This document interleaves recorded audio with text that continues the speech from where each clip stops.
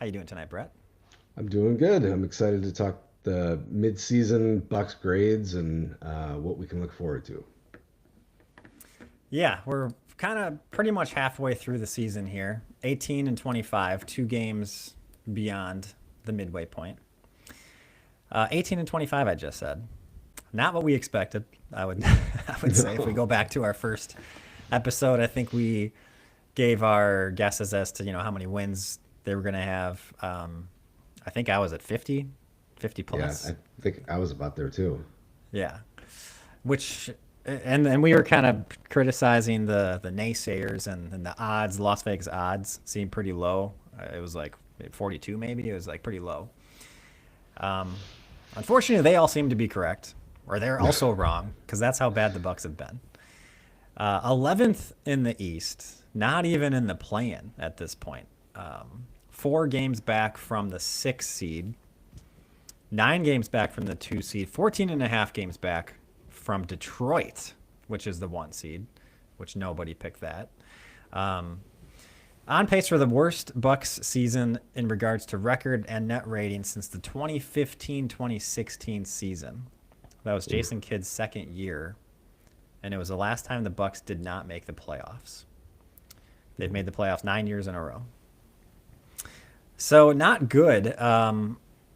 What I guess maybe to kick off the pod here, we can just kind of talk about where do we go from here.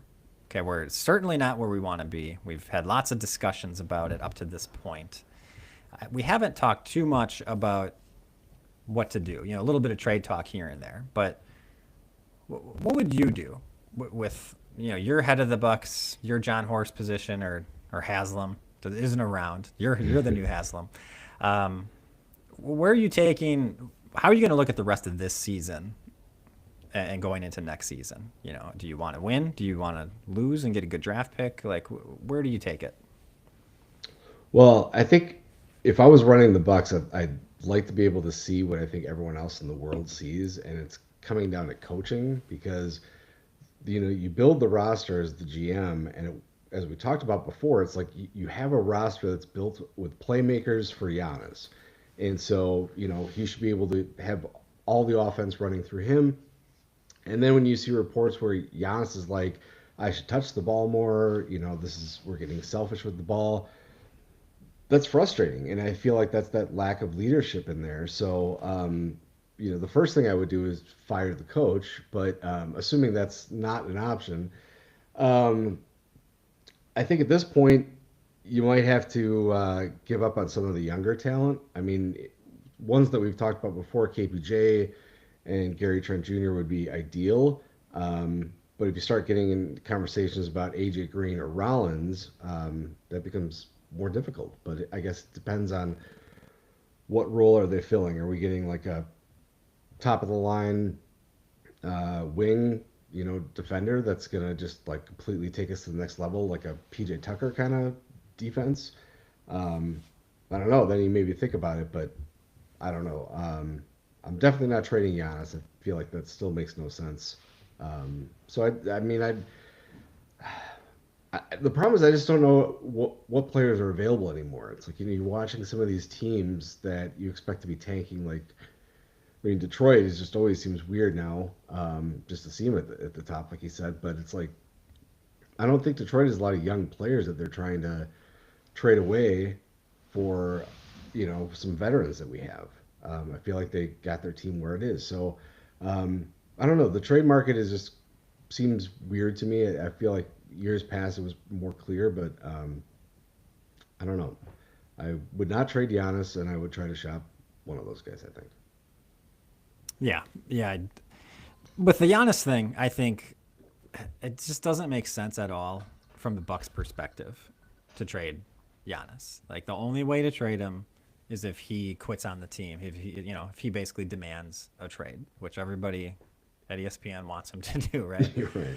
But if he doesn't do that, like he's 31. He's not like 37, and there's like 5+ years with an extremely good player. Maybe you expect him to lose some as he gets older, especially with how athletic he is. But not like he's going to just become a negative player or something. He's going to be a very good player for a while here.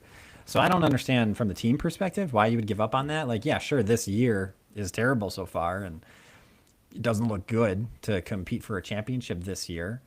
But that doesn't mean you can't compete next year. It certainly doesn't mean you can't compete in 2 years. And the impression I get from hearing other people talk about this is it's like, oh, it's just over for the Bucks forever. They would never can do anything, just because this year is so bad. And it's just, and they're like that with anything. Last year, the Pacers had no chance to start the playoffs. Last year, the Spurs weren't building a good team around Wemby. They, making mistakes. They're not going for it. What are they doing? Hey, look at the Spurs are like, I don't know. I don't have the record in front of me, but they're like maybe the second seed in the West, something like that. Yeah. And half the season they didn't have Wemby. So you can't even say like, hey, Wemby's carrying that team. Like, sure, obviously he's super important. He's awesome. But that team is somehow really good. And like, what is it about San Antonio that a year ago people were complaining about the roster around Wemby, and now it's great? So and so in terms of like the Bucks, like, yeah, okay, their roster's not good enough. You gotta, like, how can Giannis play with these guys? What are you gonna do? Like, he needs to demand a trade. Like, well, who knows what's gonna happen next year? Even some of these same guys, like I'm pointing to the Spurs, maybe they figure it out and they will learn how to play together, and some of these young guys get better. Rollins becomes an all-star. Things like that can happen, and no one really gives that a chance. It's just like, it's so short-sighted. What's the immediate narrative? What can we do to, they want the drama too. That's kind of a part of it, especially when it's not their team. So yeah, on the Giannis thing, I think for sure don't trade him unless you're forced to. I guess I'll give it back to you, see if you have anything to say to that. Yeah, I think you're right. You don't want to be like the Herb Cole years where he would trade away young prospects to go for it this year, and it was a weak roster, and you were always kind of like, I don't understand what you're doing. So you definitely don't want to do that type of thing. And if we look at the year and say, all right, this is just going to be a bad year, we're going to try to get a good draft pick because I think we actually own it this year. It doesn't mean you have to draft somebody. You could always use that to trade for a veteran. You actually have a decent piece to fill. But yeah, I think, you're right. I just don't want to give up too many things to try to fix a roster that doesn't seem like it's, one piece away. It seems like there's like a lot of pieces that just aren't fitting together. And it sucks too, because I've seen a lot of things where they're saying, the Miles Turner thing didn't work.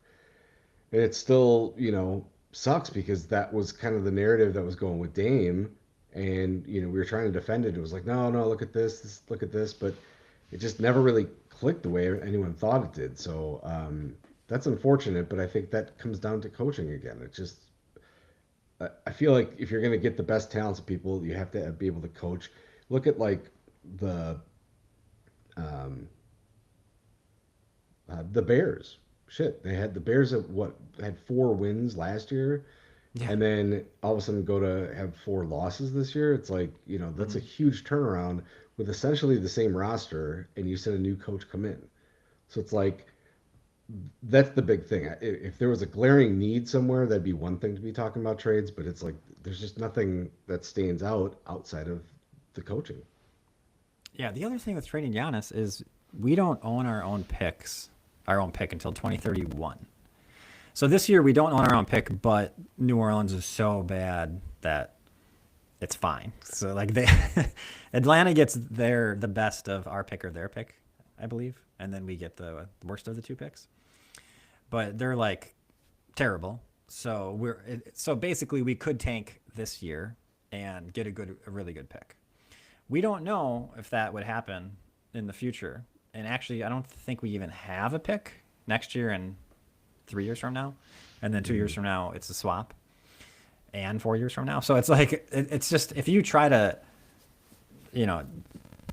tank and like trade Giannis and just, you can't basically do that because you don't own your own picks.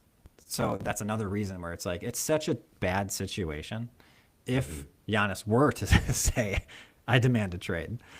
Now you would get a really good package back from Giannis for Giannis, but unless it's your own picks back, that's just a really difficult road to go. So there's so many reasons not to do it that people don't really discuss, or bring up. But yeah, and then going on, you mentioned Miles Turner. What for me, Miles Turner, he's definitely not been as impactful as I was hoping, especially on the defensive end. There's sometimes you see it, but it's not always there. At the same time, I don't get the feeling I'm not yelling at the TV to take him out. I'm not feeling like he's getting played off the court, and that happened a lot with Brook Lopez. Now, sometimes Brook Lopez was great. Like we talked about how like the matchup was like it mattered a lot with Brook Lopez. With Miles Turner, I don't really think of that nearly as much. That's not to say he's disappointing in certain places, and maybe we need to go in a different direction, certain matchups and whatever. But for the most part, I want him starting. I want him playing. Like he is better than the guys to put in for him. Like he's not terrible. I think it is. I think that it's definitely Doc Rivers' fault for not figuring this out, not having a good defensive scheme to match his players. I think that's pretty obvious that the scheme's not working on offense or defense. So yeah, to that point, I think I'm not too disappointed with Turner. I'm more disappointed with Doc Rivers. But in terms of this, like where would we go here for the rest of the season? I think. I mean, I don't think we're going to be competing for a championship. I think the number one thing I don't want to do is like a Chicago Bulls kind of move. Like don't go get these pseudo big names that aren't going to really move the needle and aren't winning players for the future. Like we need to build a winning culture, rebuild a winning culture. We've somehow completely lost it. We have no identity.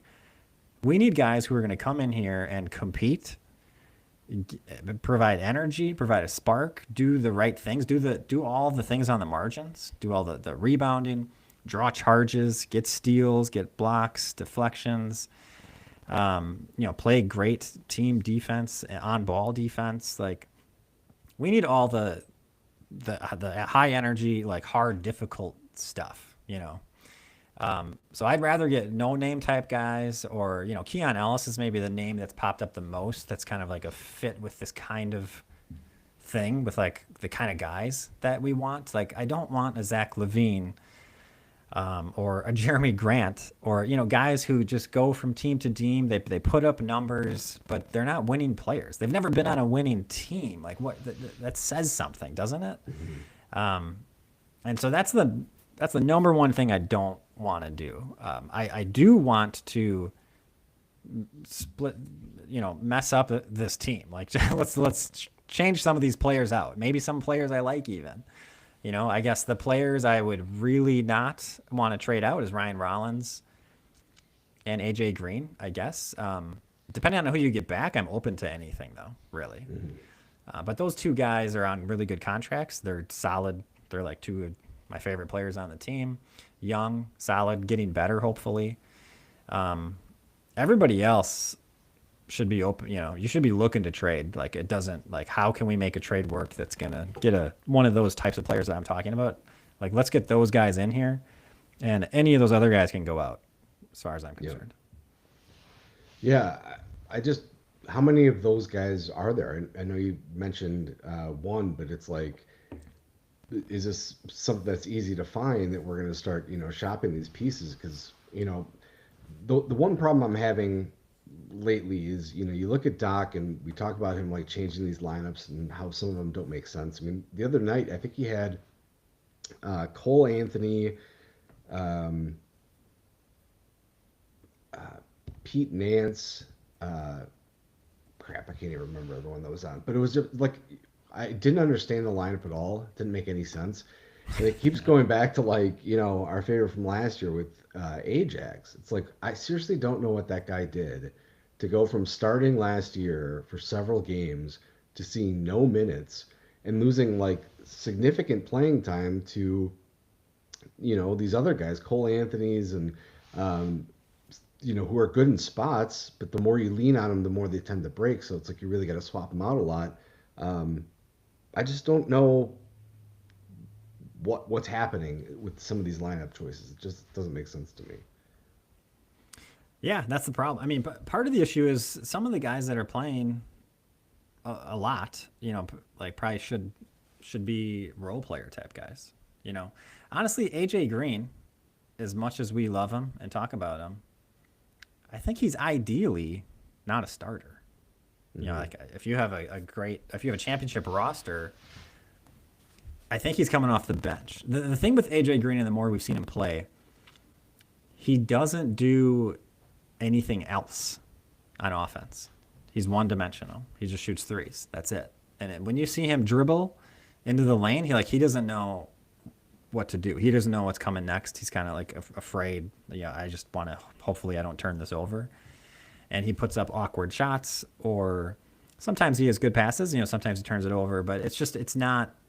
He's not confident. He doesn't. It's just not his game. And like at this point in his career, I'd say it looks like that's not going to be part of his game, which is kind of too bad. But he's still a great player to have on your team, and he's a solid defender. I mean, the plus minus with him on the court is like really good. He's got to be doing good things out there besides just shooting the threes. So I do like him. I think he's a good player. Too many fouls called on him, which a lot of them seem to be like questionable calls. It's like, why? It's always AJ Green being like, wow, that was a tough foul. But some of these guys, he played 42 minutes the other game, which with this roster, it's like, yeah, I guess I kind of want him playing 40 minutes, but that's kind of like just points to how this roster is missing some things here, and the other thing is Doc is just like, you're in or you're out. It's not like, does anyone just get like, why can't Cole Anthony play like 5 minutes, and then if it's like, hey, it's a good Cole Anthony game, maybe he gets more, or it's like a bad Rollins game or KPJ has had a lot of bad games recently. It's like, maybe less KPJ and let's give Cole Anthony a chance. Okay, Cole Anthony's having a bad Cole Anthony game after 4 minutes. All right, done. Yeah. But like never playing him for a month after playing him 20 plus minutes a game. It's just like, why is it one or the other? I think he needs to. Obviously he's started just recently, kind of throwing some people out there. Pete Nance, Ajax was out there for 3-4 minutes. I want to see more of that. I mean, honestly, put Thanasis out there for 4 minutes. I'm I actually kind of like it. He has a ton of energy. It might be a pretty positive 4 minutes, and you never do anything. You have everyone doing their normal minutes, even when they suck. KPJ has had, honestly, some horrible games, yet he's playing like 35 minutes. It's like, dude, get this guy out of the game. Like, you have Cole Anthony. I know Cole Anthony is basically the same player but worse, okay, like overall, but he has good games. Some games are good, some games are bad, and it's just like KPJ on certain nights, like he's not playing well, let's take him out. Same thing with Rollins. He's had some bad games, and it's just, but anyway, the point being is we don't have it's being proven out that this roster is not good enough, and we have a lot of role player type guys who are kind of asking too much of them. Even Kuzma, right? Kuzma seems to me like he'd be a great role player. I kind of like, in the right situation, get him on a cheaper contract where he's not feeling, everyone hates him because he's getting paid too much. And then play him for 15 minutes. Like, he could be a pretty great role player on a good team. I could see that. But when you're starting him, you're playing him 30 minutes and he's taking 11 threes and a half. Like, that's not Kuzma. You're not putting him in a good position here. So we're putting too many players in positions that they're just not up for, so yeah, it's difficult. So I mean, that's another reason to just like change up this roster, get some other, I mean, I guess my opinion, saying what we should do, I don't know how to do it, how's the trade going to work, but I would just like to give some young guys a chance. And then if you end up being bad this year, that's actually fine. Like, it's okay to be bad. I don't think we should try to be bad. I think we should take this year, especially now that we're 18 and 25, and throw Pete Nance in. Make him like in a full rotation guy. let's see what Pete Nance is. I'd rather see Pete Nance take all of Bobby Portis's minutes, and then like, what do we have? Maybe we get a solid young player, for the future, kind of like what we just got Ryan Rollins, last year. We have him on a 3 or 4 year contract now. Like, we have AJ Green, who is a two-way guy. Like, okay, so Pete Nance is a guy for sure I want to see. And can you trade for a couple of guys? Does Oklahoma City? How do they have so many guys? They had 5 guys out. Okay, I think they played 9, 10 guys. They all looked good to me. Like, can you grab a guy at the end of the bench of some of these good teams? I think you made the point last time. They can't keep everybody. They have to trade some of these guys. So Horst, I think, is pretty smart, pretty good at that kind of a thing. So find some of these guys who've been forgotten, haven't had the opportunity because they're on a good team, so they're not given the opportunity. There's guys out there that I would just rather see them playing than Kuzma, Portis, Gary Harris. Like Gary Harris, like I actually kind of like him, but if you're not winning, it's just a waste. Like, put Ajax out there, put the 23-year-old out there. Let's see if he can get better and figure stuff out. He's not going to figure it out on the bench. And who cares? What's Gary Harris doing if we're losing? Like, it's just a waste of minutes for a veteran. So that kind of a thing is really what I would like to see change. And Horst can kind of force Doc Rivers' hand if he kind of changes the roster a little bit. I mean, I hope that's what Horst does. He has to sometimes force the issue. I think we even mentioned that before, but it's like if Doc is leaning on some of these guys too long, yeah, force the issue and mix it up. But I mean, you nailed it. It's he relies on these veterans in these weird spots versus giving these young guys a chance because you're right. Maybe we have the capital to trade, Bobby Portis, Kyle Kuzma for some younger player, like you said. Maybe it's some package deal towards the pick. Like, do we see somebody come out of the draft that has some of these abilities? But just lost my train of thought. Dang it. I was doing good. I was doing great. Yeah.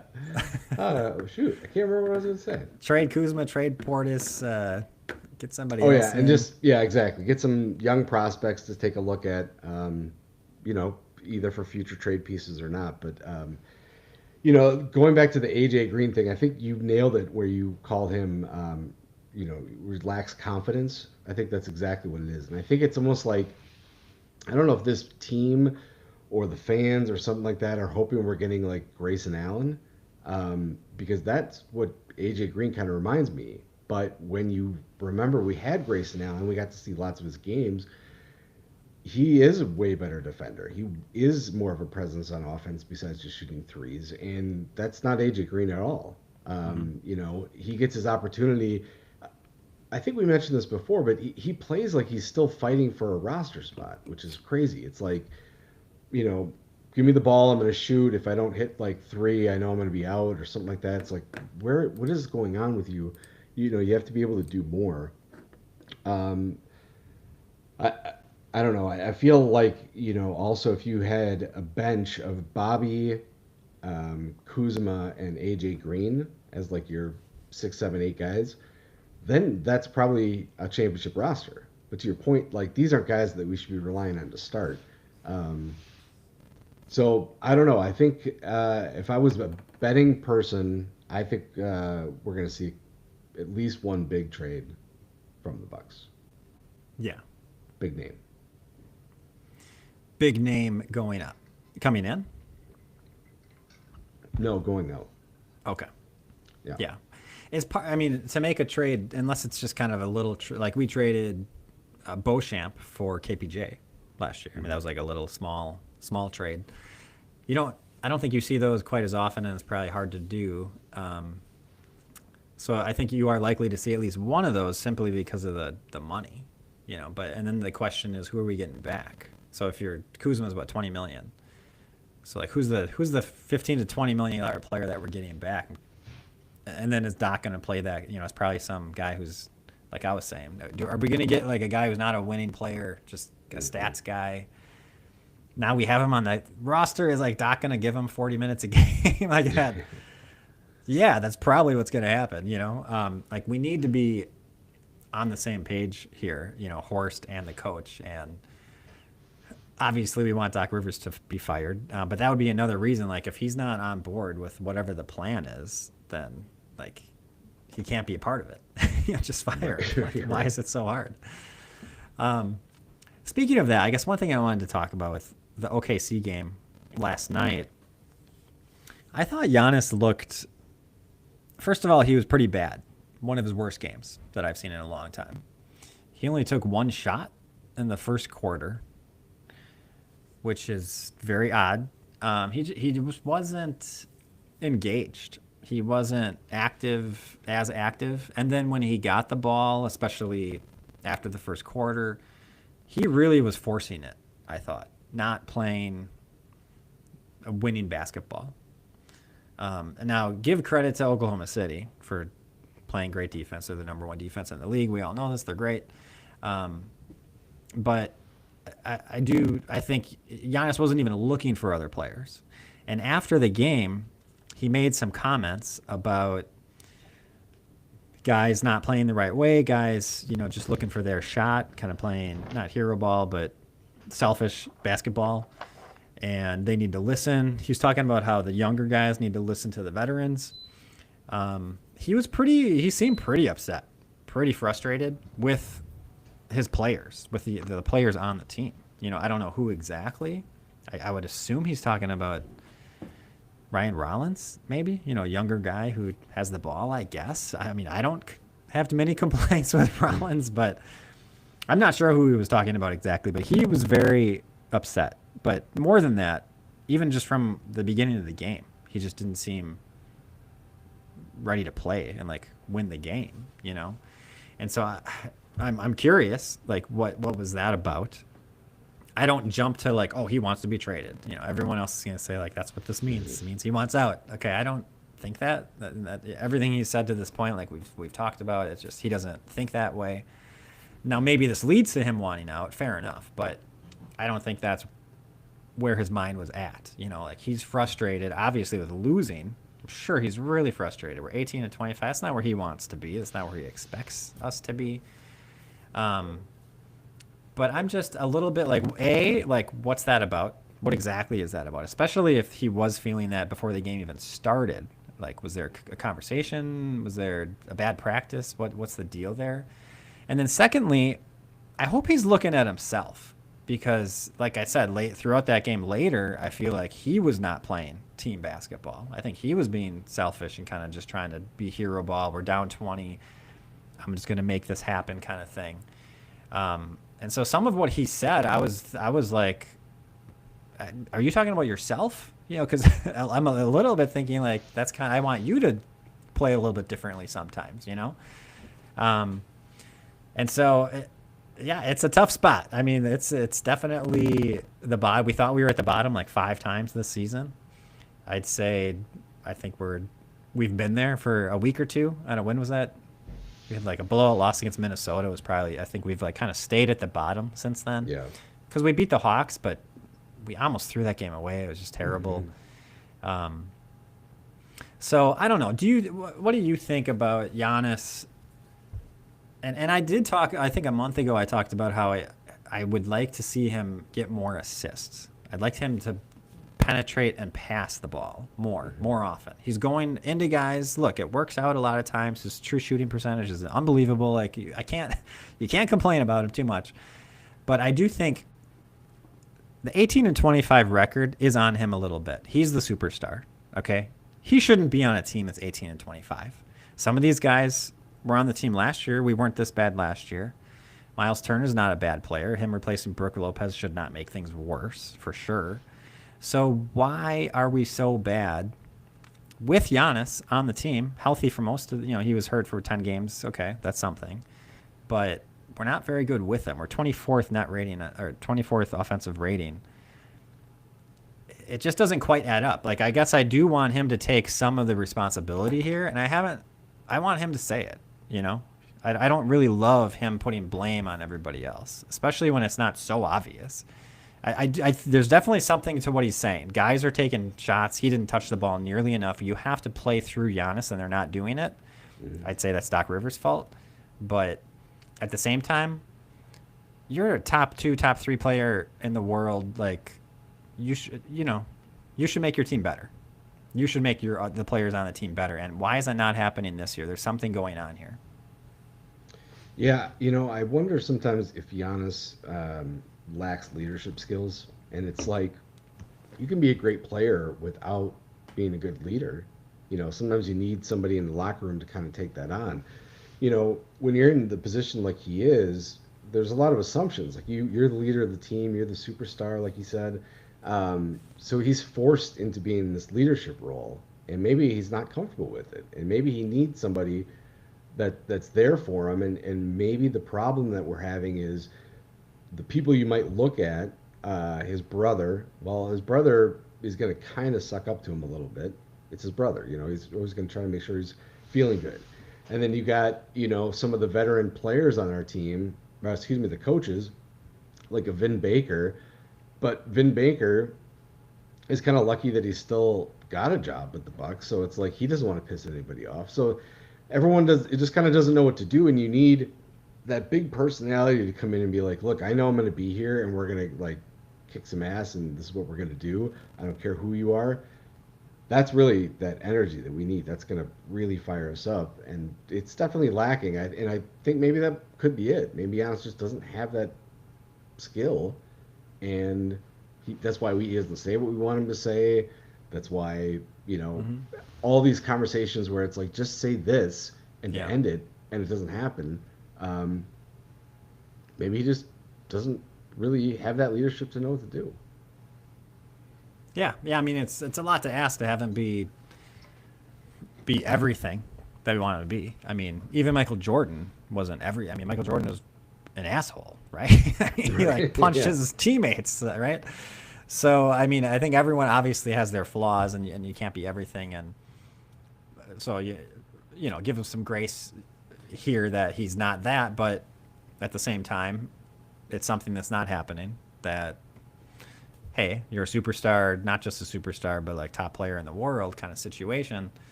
It's something worth calling out, I would say.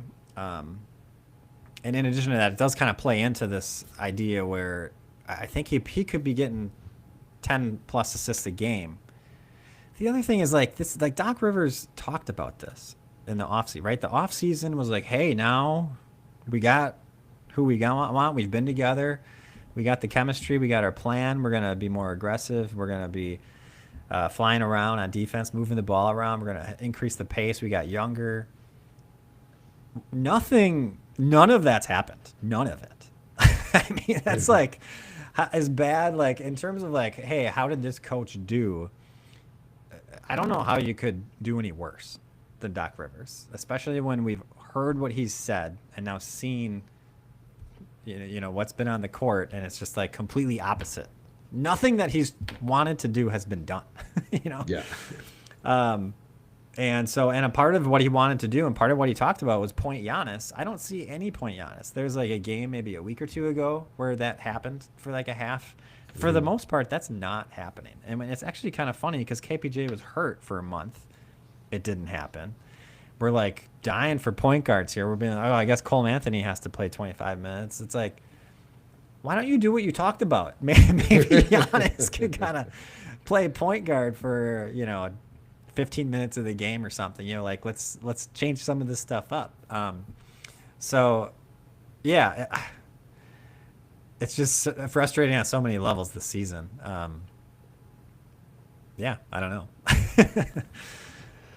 Yeah, it's I don't understand Doc Rivers and the fact that, Darvin Ham, was this up and coming guy, came back and we just still suck. It's like I don't understand what the two of them are even doing half the time.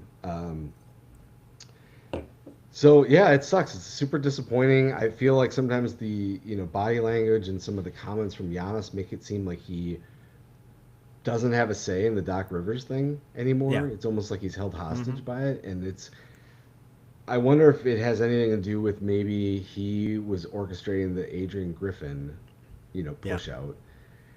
and maybe management was pushing back saying no, like we have a great record and this is the guy that we wanted, and maybe they said, all right, if we fire this guy, the next guy we get is our guy, and you have to ride it out type Hmm. deal.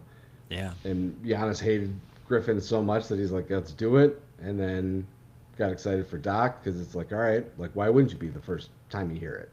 Oh, Doc Rivers, this Hall of Fame coach is coming here. This is gonna be great. Well, um, I just lost again. What the heck, man? The Oh, coaching so thing, yeah. yeah. So anyway, so yeah, you get excited that Doc Rivers is coming in, but then if you have a problem with him now, it's like management's going to look at you and say, "Look, we already did you a favor. We told you this time that we're sticking with our guy, and for whatever reason, maybe they're sticking to it." I mean, the way that Jimmy Haslam, we're just going to throw him under the bus for a little bit, is he kind of reminds me of like an Al Davis, where he just wants like the shiny toy. So what's the hot new thing that I can have? Um, collecting the big names, like you said, which is what I fear at like the Hmm. trade deadlines, where it's, oh, we got this big name, but it doesn't fit. So it's, you get Doc Rivers, you get to build up that we have this great coach, and maybe something will turn around. And then as it gets worse, maybe you don't want to realize that you made such a mistake and rely too much on the name versus the record. You're an NFL guy, much more than I am. Can you point? Do you know enough about the Cleveland Browns to have some thoughts as to like why have they been so bad for so long? What kinds of things have they done? Is there a pattern? Is there like, oh, that's totally a Cleveland Browns thing? I don't anything you can say about because Haslam obviously owner of the Browns, like any connection you can make there, or kind of point to the Browns and say like this is what they always do and this is why they suck all the time. Well, I think for a number of years they were always drafting the bigger names in the draft versus like the people that maybe made sense. Drafting Johnny Manziel. Like, all right, like Wow. looking back, that was obviously a stupid thing, but like I don't know that Johnny Manziel was the guy for your team anyway. Like, it's just a weird pick that you would have Hmm. done that, and it's you know, just a laundry list of guys that it's like, all right, like I understand the name, but I don't know if it's the right pick. And then all of a sudden there was a shift in the last, I don't know, 2 years maybe. Like the Browns killed it in the draft this year, and the year before they got a lot of great players too. And it's like they're hitting on some really key pieces in the draft, and it's like you're hopeful that maybe somebody finally tackled Haslam and said, look, you don't know what you're doing. Like let us do what we need to do to turn this around. And I feel bad Stefanski left, even though he was probably one of the better Browns coaches in a while. But I think that they gave him a long leash because he was providing some of that stability into the organization that maybe they were lacking. So I could see very much the same type of thing. When Haslam came on, it just felt like there was a weird shift. Um, Yeah. it sounds weird to say, but I don't know, something has felt off ever since that. I don't know, the overall vibe maybe. Yeah, lots of talk about him being the downfall of the Bucks and being behind, the Doc Rivers, and maybe being behind keeping Doc Rivers, perhaps. And obviously being connected to the Browns, not a great sign. Now we have the basketball president of basketball operations, I think is the whatever it was. And the new guy for that is a Haslam guy, so that's like people are kind of down negative on that, like oh no, like Hmm. this is all gonna go the Cleveland Browns way. So I guess we'll see, but there is a direct line from Haslam to the Bucks being bad. I mean, I guess you could also say there's been a direct line since firing Bud, Coach Bud, was around the same time. So you could say a lot about what's happened, why are the Bucks so bad all of a sudden 3 years later. But um, uh, maybe we can give some grades, mid season grades to some of the guys here. We've talked a lot about a couple of guys, but probably haven't touched on some. Um, so I had a list here of in order of minutes played so far for the season. Um, and we won't go through guys who've only played a few minutes here and there. But the first guy, the guy who's played the most minutes, is Ryan Rollins, who signed in the offseason, what, 3 or 4 year contract. Good everyone's happy, everyone's excited about his contract. He's great. He was a two-way guy last year. Awesome story for Ryan Rollins. And then he came out killing it. I mean, he was incredible. Everyone's talking about most improved player. He's getting national recognition. Has definitely not done quite as well the past month, I'd say. Maybe I don't know how much of a connection there is since KPJ came back.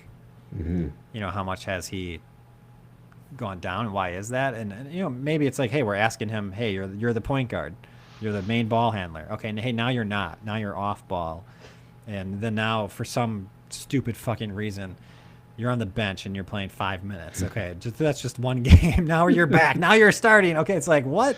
He's kind of getting thrown. His what he's asked to do is really kind of changing on a night by night basis. So I'll give him a little bit of a leash for that, but. Overall, like I said, he had an awesome start to the season. He's been kind of rough a little bit the past month. Overall, how would you say, what's your grade for Ryan Rollins this year? I mean, I think you kind of touched on something that, his performance, you really kind of saw a couple things where, KPJ, I feel like his best games were when Rollins was out. Rollins' best games were when KPJ was out. It's like, you can't figure out how to play them together, and maybe that's half your problem. And it's again, I feel like feels like he's obligated to play certain minutes. Switch a rotation, have KPJ start a game and then Rollins starts the next game, and shift them off so that maybe they're more rested because they're alternating minutes or something like. I don't know. That just seems kind of like an obvious choice for me. But Rollins, I think I'm going to give him a B minus, and I'll tell you why. Because, at the beginning of the year, I would say, he was an A, trending A plus, like this is great. But I felt like as the games went on, like you talked about, he was just kind of missing a step, and it was just like, all right, like why are you letting us down now? Like we thought you had like this great momentum, and now you're just kind of like just some guy in the bench that can have a big game every once in a while, like. Really disappointing, and I think that disappointment is what kind of brings my grade down so far. Yeah, it's understandable. He hasn't been great lately. I would probably give him. I mean, I'd be higher on him. I would say. I'm going to say B plus for Rollins. He was obviously an A, just for the first month. I don't know, a month and a half, I'm not sure. For that first stretch, he was outstanding, kind of went beyond expectations. But yeah, it has been rough. And again, I think part of it's kind of what we're asking him to do. Underlying everything is Doc Rivers just doesn't know what's going on here. He has a terrible plan, obviously, or the players aren't buying into it, or there's kind of like the coach is not making this easier for for everybody. But overall, I think he's been awesome. And I haven't KPJ. I'm having doubts on. I mean, we'll get to him in a little bit here. I'm not sure about KPJ long term as much as I am Rollins. Now, is Rollins a starter? Is he an all-star? Those are questions. I think he is. I'm very confident he's long-term, solid NBA player. Like I feel pretty good about that. He does the other things, the littler things. I think he's doing. He has the energy. He doesn't feel like he's owed anything. I don't know. I like his attitude on the court, I guess is what I'm saying. So anyway, I'd say B plus, and then I did look up the lineup of Turner, Giannis, Green, Porter Jr., Rollins, which is kind of the starting lineup we expect, right? Now, of course, KPJ is hurt. I don't think we mentioned he's hurt for, I guess indefinitely. I guess an unknown amount of time. Kind of a weird. I don't understand that. It's an oblique injury. I don't know. I feel like they should have a time frame to it, but anyways. We probably won't see this lineup for a little bit, but the kind of the expected starting lineup is actually really good. It's plus 13.6. on the season, and it has played the most at this point now, 356 possessions. So that is kind of a bright spot as to like, hey, our starting lineup is actually really good, which I didn't realize. Actually, when I looked this up, I was kind of expecting that to be not that great. So that's good. That's because the other really good starting lineup is the one with Kuzma, Turner, Giannis, Kuzma, Green, Rollins, Kuzma, and for KPJ. And that one's still outstanding, plus 31.5. So maybe we'll see that one. Maybe that's the new starting lineup, although Doc's just throwing everything all over the place. So anyway, back to what we're doing. Rollins, you know what? I'm going to say A-, actually. I think he's having a great season compared, for what we expected. I'm going to go A-. Okay, next guy, most minutes played, is AJ Green. Second most minutes played so far this season. What do you got for AJ Green? Well, now I feel like I went too low with my B- on Rollins, but yeah, I mean, I'd say maybe if I stick with my B-, I'm gonna say AJ Green's like a C+. Again, he's great player. I feel like there's still a lot of issues on defense. You nailed it earlier, like we said, lacked confidence. These bad passes, these across the court passes. I think he just had one last night. Just dumb stuff. I don't understand what you're doing. So it's like it's almost like he's got the yips or something like that. Like somebody needs to calm him down and be like, just go out and do your job and stop like spazzing out while you're out there, and you'll be better off. So I'm gonna go with a C+. Yeah, I think that's fair with kind of what we've talked about being one-dimensional and fouling too much, kind of things like that. I'd probably go B. I'm going to say B-. I mean, he's shooting 44% from three. That's pretty awesome. My complaints with him are I want him to shoot more. He's getting one just kind of quick comparable, which I don't know how fair it is or not, but I think Sam Merrill is kind of a similar player, and he was on the Bucks. But I think he's kind of a similar player in terms of I haven't seen a lot of Sam Merrill, but I feel like he's just a three-point shooter. I don't think he's like driving to the lane that much, making layups, and I think he's pretty much like three-point shooter.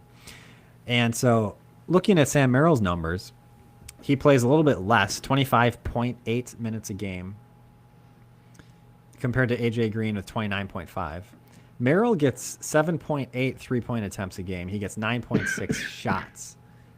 AJ Green gets 7 threes a game and only 7.7 shots total. So Merrill's getting more three-pointers, more total shots, more two-pointers, period, in less amount of time.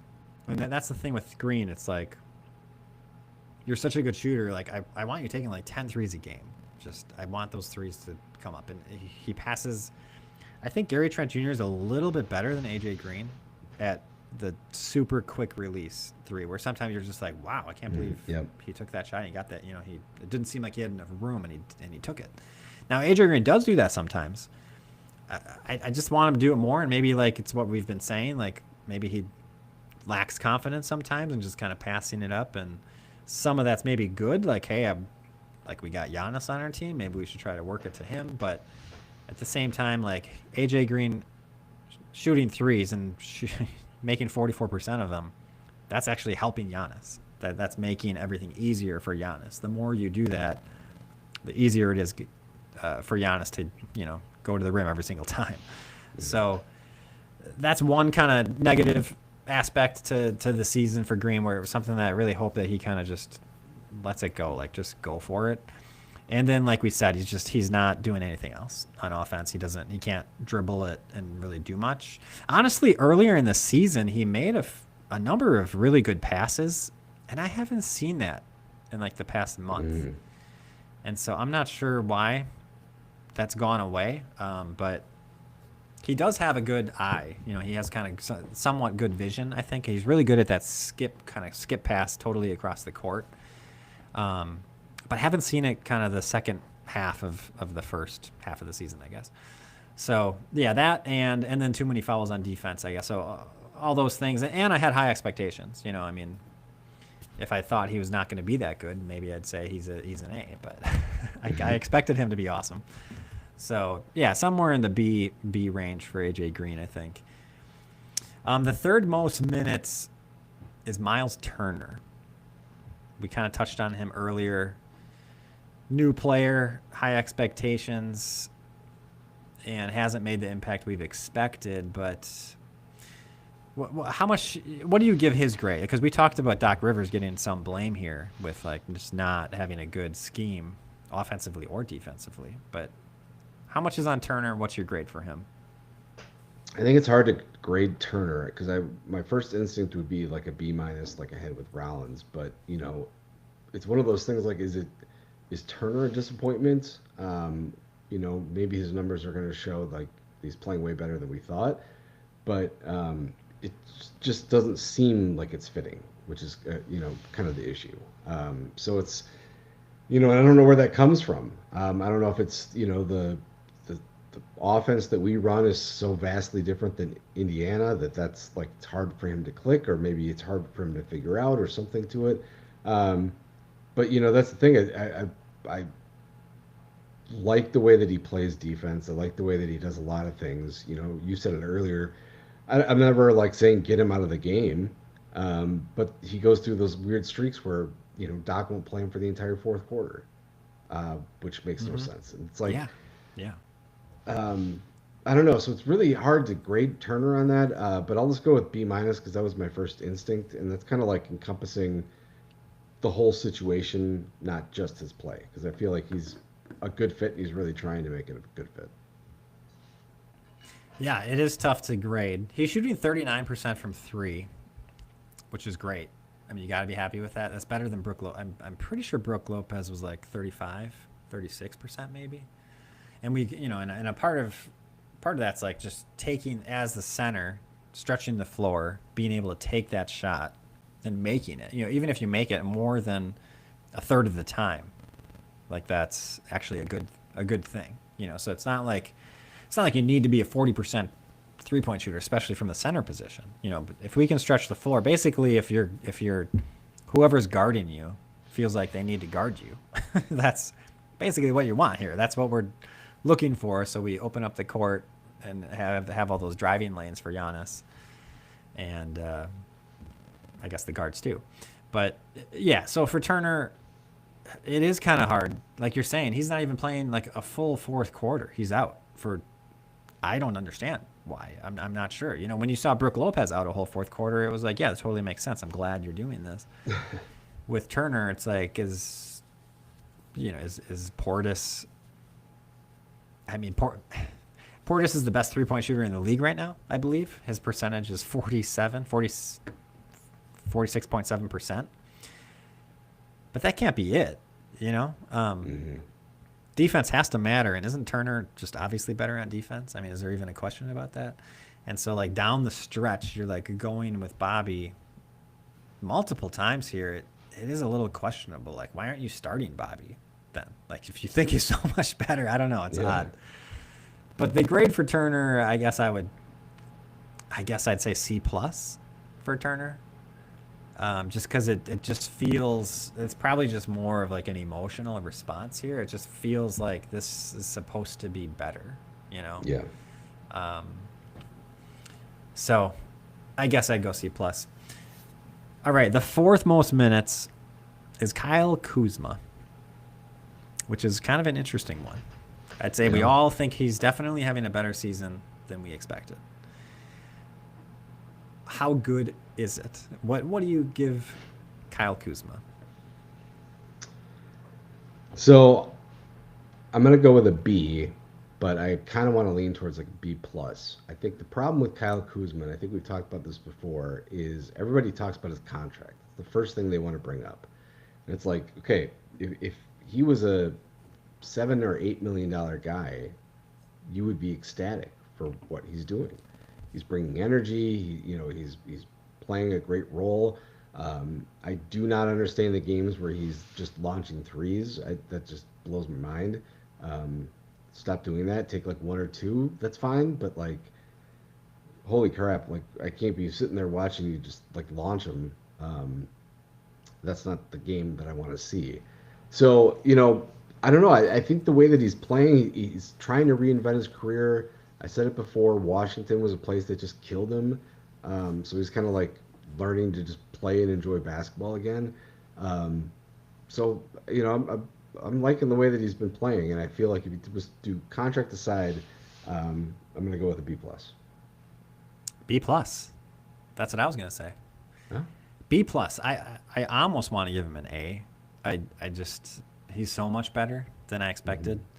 Looking at his stats, I'm even more like, oh my gosh, he's doing exactly what we want. His 3 point attempts, 2.9 3 point attempts per game this year. That's the lowest in his career. Last year was the lowest in his career, second lowest, barely, with 4.6. So he went down from 4.6 to 2.9. Well, And that's like one of the first things that everyone would say. Like, don't, you're bad. You're a bad 3 point shooter. Like, why are you shooting so many threes? Don't do it. He's only shooting 31% this year. Honestly, it feels better than that. He shot 33% last year. Um, so that's awesome. Okay. Also, overall shots is his lowest of his career, 9.6 field goal attempts per game. Last year, he took 11.9. So that's awesome too. Now, part of that's a few less minutes, I guess. You got 5 less minutes. He's playing 26 minutes instead of 31, 32. But still, we don't want Kyle Kuzma taking up all the shots. The funny thing about this is I don't know what the stats are for the last week or two, but I feel like in the past 2 weeks, Kuzma's all of a sudden got a green light and he's just like shooting it all the time. And it's like, this is not what we want. right. Yeah. Why is this happening? And I think that's Doc Rivers doing just like the worst possible thing. Like, I don't know what to do. Let's let Kyle Kuzma just go off. That's not going to help. So yeah, not including the last 2 weeks, I think it's been just awesome and exactly what we want. He's getting 26 minutes a game. Honestly, a little bit credit to Doc Rivers playing him 26, not 30 plus. Like Yeah. that's good. I'd love it to be like 20 or less, but he's been good, and honestly, he's been a good defender. Like he's one of our most reliable defenders, I feel like. So Mhm. I don't know. He's been pretty much better in every way than what we expected. Still, someone I think you want to try and move. I don't think we don't want to pay him 20 million next year, and I don't know how much. Yeah, it'd be nice to not have him on the team. I guess I'd Yeah. say, um, but I don't hate him. I do think I think he could be a role player on a winning team, which Yeah. is something. Which is something I question from one of these other guys, but we're still not to him yet. Next player is Bobby Portis. A lot of fanboys hate Bobby Portis. To Mhm. be honest, I haven't heard a bunch of hate this year, but there's so much to complain about this year. So that's maybe Bobby's just forgot. He was the only thing to complain about 2 years ago, right? Yeah. So now I don't hear as much. He's leading the league in 3 point percentage, but what do you give Bobby Portis for the season?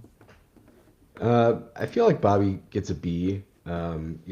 His 3 point shooting has been great.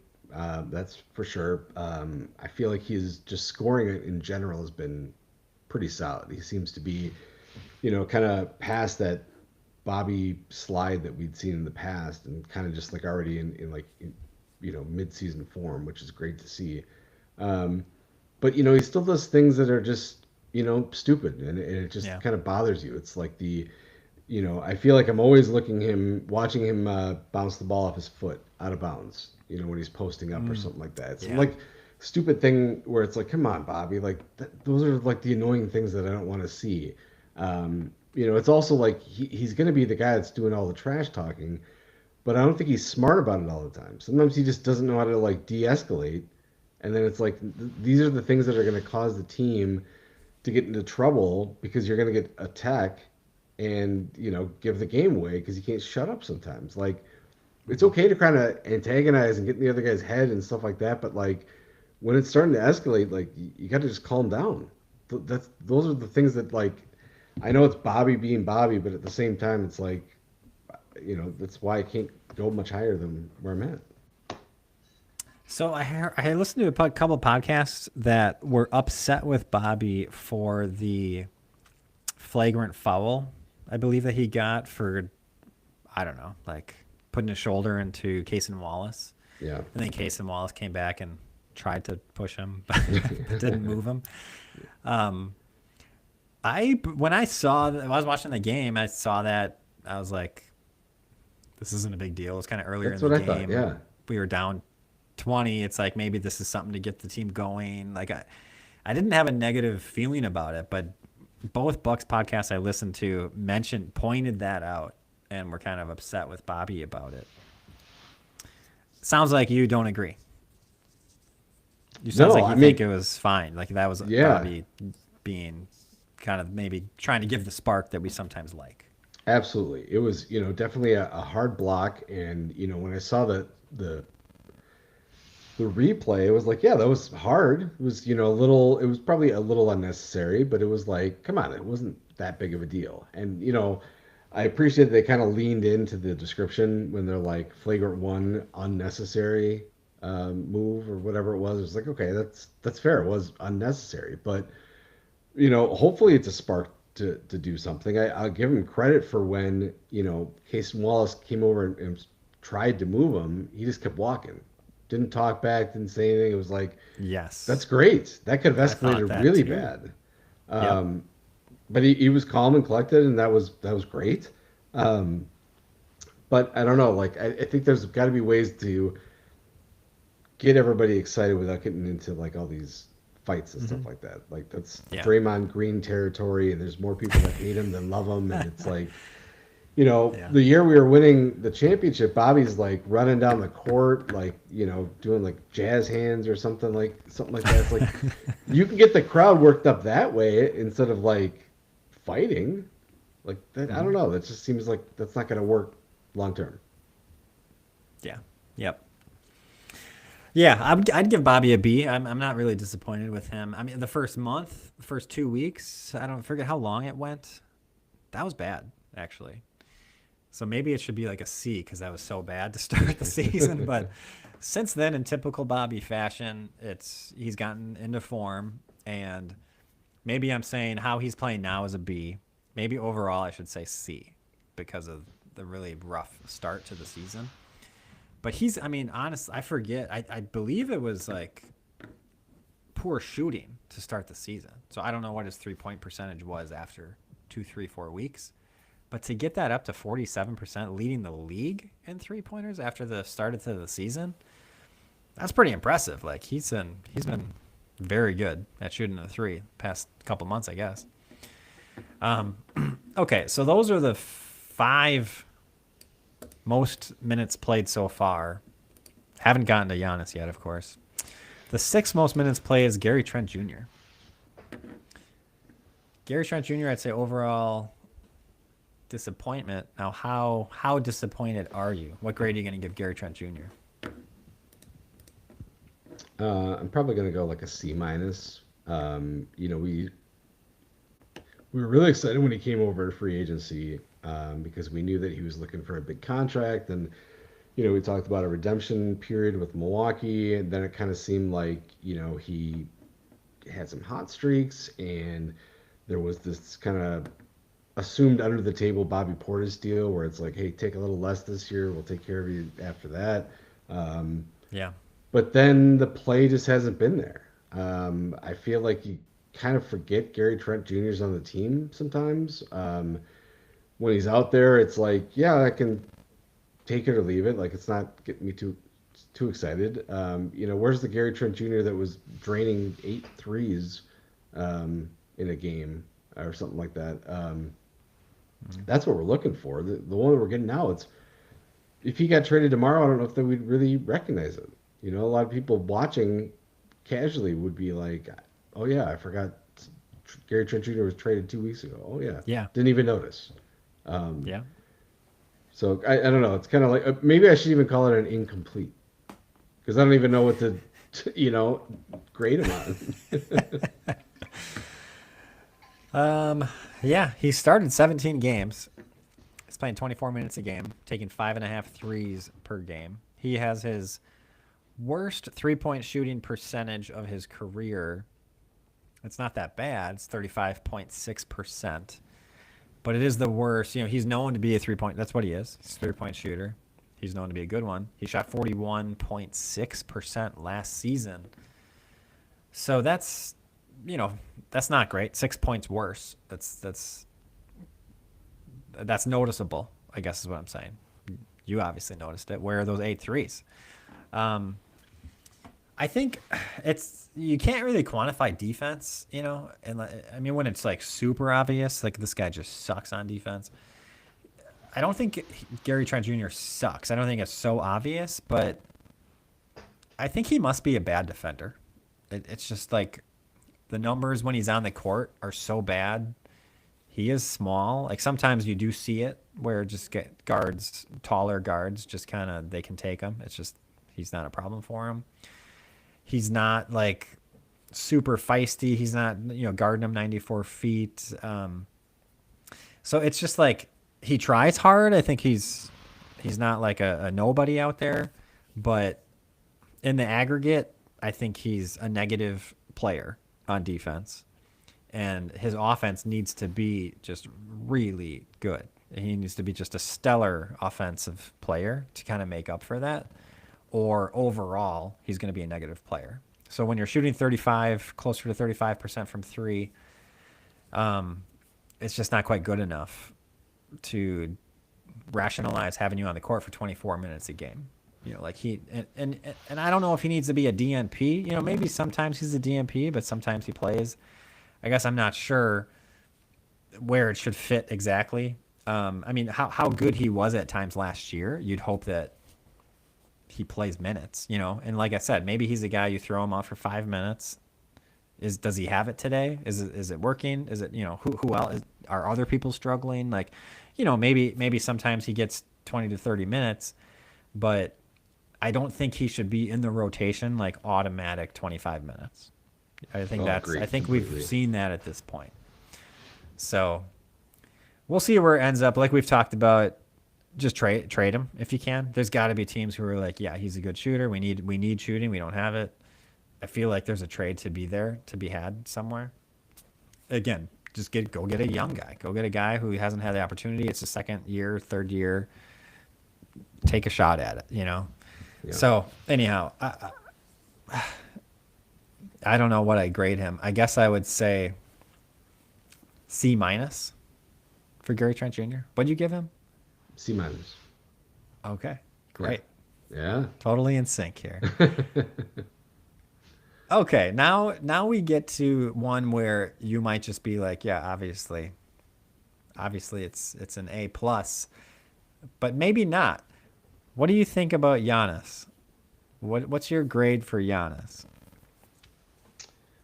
I mean, it's going to be almost impossible to go lower than A, based on the way the guy's playing. He's always the best player on the court, just every single time. And it's always obvious. It's not like somebody where, we'll have games where Ashley and I will be watching and she's like, wait, who's the best player on that team? It's like you could watch 2 seconds of a Bucks game and know who the best player is. I do feel like I have to blame him though for that lack of leadership that I kind of talked about before. Like it might not be in your DNA, but at the same time, like suck it up. Like you're getting paid a shitload of money to be that guy. Take lessons. I don't know, do like one-on-ones with somebody and bring it to the team or something. But like you have to be that guy. And if you're saying people are quitting on the team, maybe it's because it looks like you quit on the team. Like people are watching and they're like, this guy doesn't, you just said last night didn't seem like he had the energy or he was ready to play. Well, how is anyone else going to get fired up for the day if that's what they're seeing? It's going to be like, well, he's kind of over, so I guess that's just what we're doing.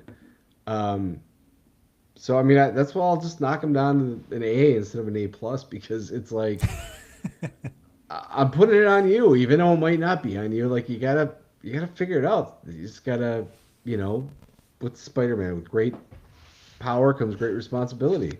That's right. You can't just be the best player and be the quiet one either. Um, Show some leadership. Figure it out. That's right.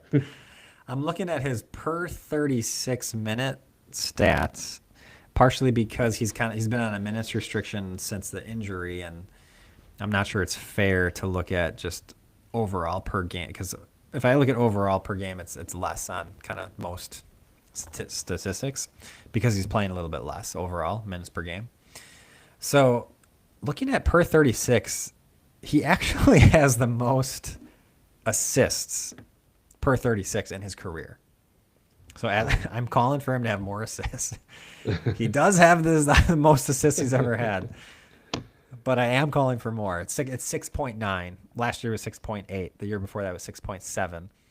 So, it's in a similar range here, but it is the career high.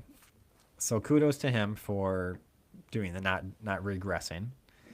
He's having his best true shooting percentage, his best 2-point field goal percentage season, his best 3-point field goal percentage. He's actually shooting 39.5% from three, which is crazy. Yeah, he's looked way better. His shot was way better. Yeah, so when he shoots, I'm like, okay, that's fine. Yeah, He's only taking 1.6 a game. Back in the Bud years, he was taking 3, 4. He took 5.5 a game one of those years. So, I mean, at this point, hey, like maybe take a few more. That's fine. You can't really, like you're saying, you can't really complain about a lot of these numbers. It's just the leadership, intangible, and maybe it's unfair. Maybe he's doing everything he can and he's doing it the right way, and it's just not turning into wins. Okay, I mean that's possible. Maybe Doc Rivers is that toxic. I don't know, but I just can't help but blame someone who we have as that high. If Michael Jordan was on this team, what would we be saying about Michael Jordan? right. Would we be giving him a pass? When Jokic, if his Nuggets are this bad, is he going to get a pass? I hope not. I hope not. Maybe he will. So I'm just saying, I feel like it's somewhat on Giannis, and so I'm going to say B plus. I don't think I can give him an A when they're 18 and 25, even if he was hurt for 12 games or I don't know, whatever it was. So I'm kind of just the asshole, I think. But I want him to be perfect. I want him to be the best ever. So hopefully he can turn this around. He obviously wants to. He has the total drive that you want from any superstar to like the drive that Joel Embiid obviously does not have. Yeah. Right. Or Ben Simmons, or I don't know. There's just certain guys out there who have so much talent and just don't have the drive, and that's always kind of frustrating to see. And when you see someone have unbelievable talent and unbelievable drive, Michael Jordan, Kobe Bryant, Giannis Antetokounmpo, it's just amazing. You're just so lucky to have him on your team. You just, I just expect everything from him. So that's why he gets a B plus. Okay. The last one we're going to do is Kevin Porter Jr., who I guess he's kind of streaky. I mean, there's like a 2 weeks here where he's like, oh my God, he's awesome. He should be an all-star. And there's 2 weeks there where you're like, get this guy on the bench. Like he kind of sucks. And that's kind of where we've ended before his injury here. Overall, I guess, what do you give Kevin Porter Jr.? I'm probably gonna be like a B minus.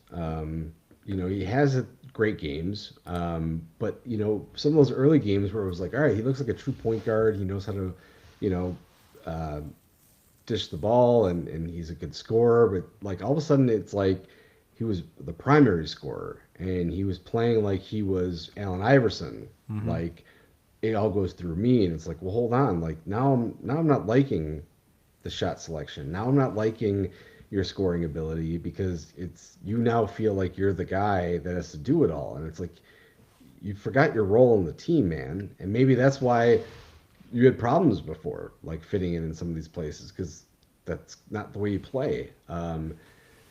So I don't know. I mean, I'm hoping I'm wrong, but yeah, I think that's why I'm gonna go B minus. Yeah, I love what you said about it. I think that's so true.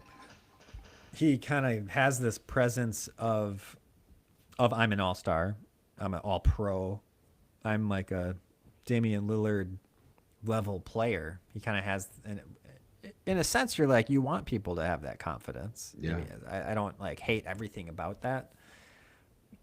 At the same time, it's just so you're not that guy.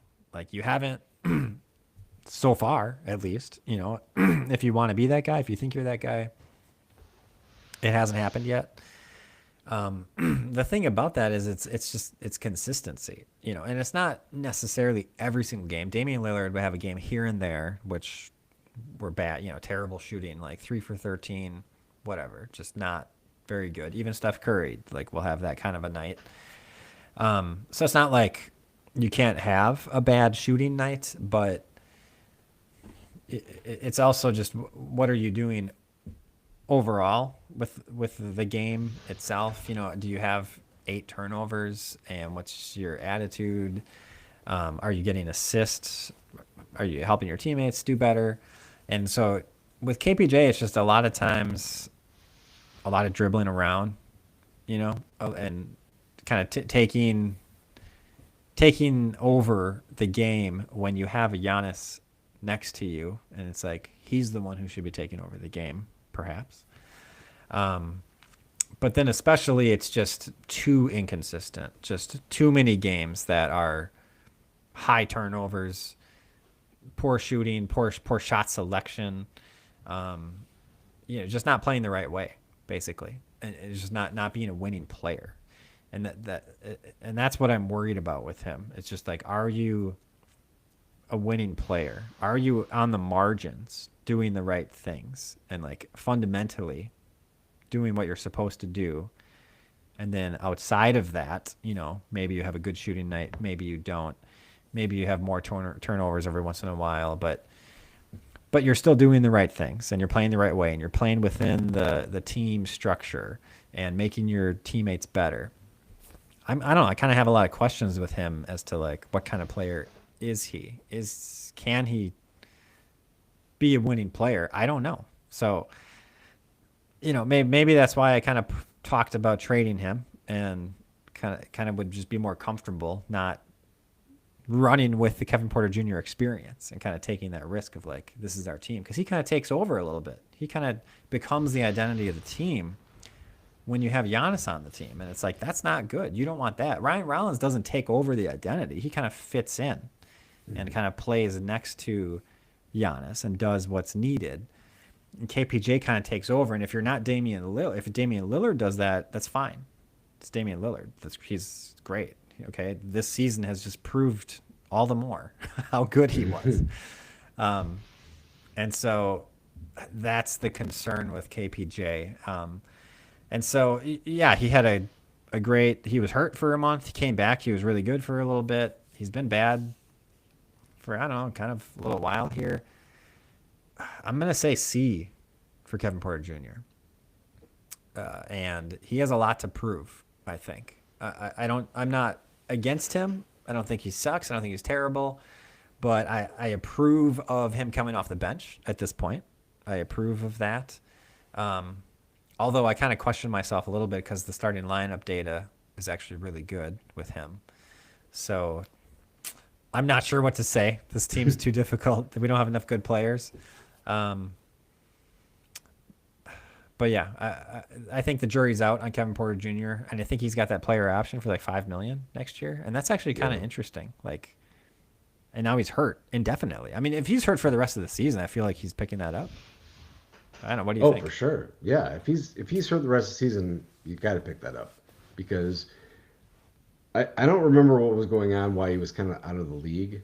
Well, he beat up his girlfriend and okay, yeah, that's what it was. But like you're still young, you don't want to have like another thing on you. You know, what do you like off the court? Now you're injury prone. Like you got to take the $5 million and hope that you can kind of rebound and see where you're going to go from there. So I think that's definitely the case. But you could also have the rumor mill. With the trade deadline coming up, the fact that he's not playing and they won't commit to the injury, maybe they're shopping him, and the way that he plays, they're like, don't play him because we're going to ruin any potential trade. And then maybe he gets traded, and next thing you know, like he's surprisingly over the oblique injury, and it healed up a lot quicker than they thought. Um, it's Yeah. possible, you know. Uh-huh. You never know. It is possible. Okay. Well, I think we got some stuff off our chest. I know I did. Maybe that's why this went a little long, hour 20 at this point. In 2 weeks, the NBA trade deadline is in 2 weeks. It's on Thursday, February 5th. So we'll see what our schedules are. Maybe we can line up, or maybe they'll make some trades before then. But that's our next pod is sometime during that week. So hopefully we have some trades to talk about. And I think we'll probably have some Pete Nance. We barely mentioned Pete Nance, and he's been awesome to see. So he'll hopefully, probably play the next couple of weeks. So we'll have a little bit to talk about with Pete Nance, and who knows what else Doc Rivers is going to do. But I think that's it for today. What do we do? We gotta subscribe. You gotta rate us. You gotta text us. You gotta email us. DoubleDribbleBucks@gmail.com. Follow us on Twitter at PodDDB. I'm still calling it Twitter. And until next time, go Bucks.